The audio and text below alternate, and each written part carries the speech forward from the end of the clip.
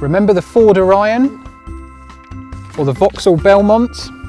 Small saloons have never been very glamorous, but now Mercedes wants to revive this neglected niche with this, the CLA, a car so stylish it might just change the way we think about small saloons. Let's hope so.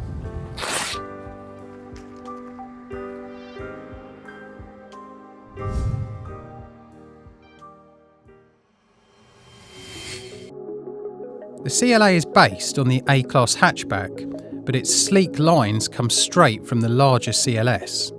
It's one of the most aerodynamic cars on the road, and one of the most eye-catching.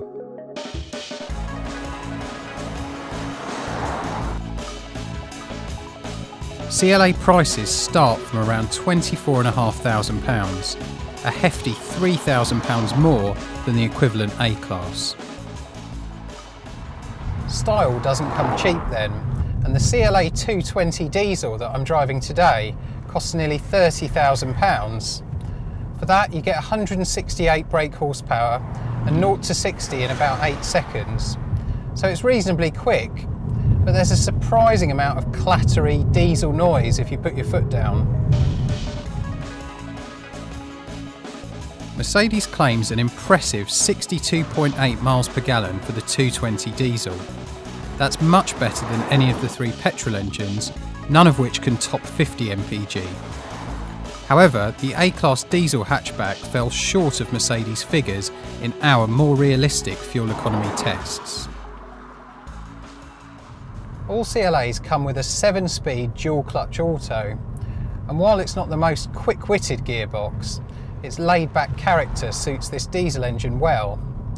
And let's be honest, nobody buys a Mercedes with a manual gearbox anyway.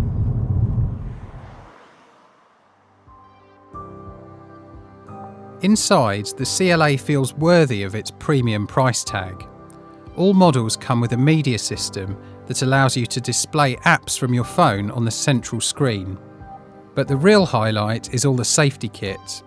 A radar emergency braking system is standard, as is attention assist, which monitors your driving and warns you if you're getting tired. Here in the front, the CLA is fairly comfortable. But climb into the back and you're paying the price for that elegant shape. I'm 5'8" and I've got virtually no extra headroom here. Contrary to what you might expect, the CLA's boot is actually bigger than the A-Class hatchback. But this narrow opening makes it far less practical. You won't be squeezing a chest of drawers in here. Which measures boot space for every car in our test lab. Click the link to find out more about how we test.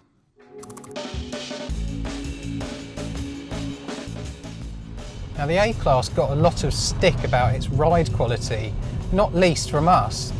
And the CLA, well, it's much the same. This car is actually fitted with the standard comfort suspension, but on broken up country roads like these, the ride really is quite jarring. It's definitely one to try before you buy. Unlike other Mercedes saloons, most CLAs send power through their front wheels. The fact that the car is effectively being pulled rather than pushed may not sound like a big deal, but it means less feedback through the steering wheel and less poise when cornering than a regular Mercedes C-Class, let alone a BMW 3 Series. And for a car that looks so sporty, that's a shame.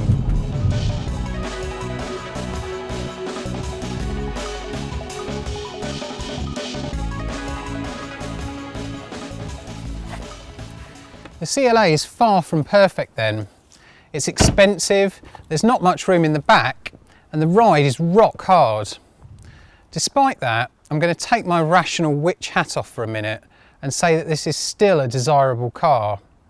A C-Class at near enough the same price is better, but only a CLA will make your neighbours feel jealous and make you feel special. And you could never say that about a Vauxhall Belmont.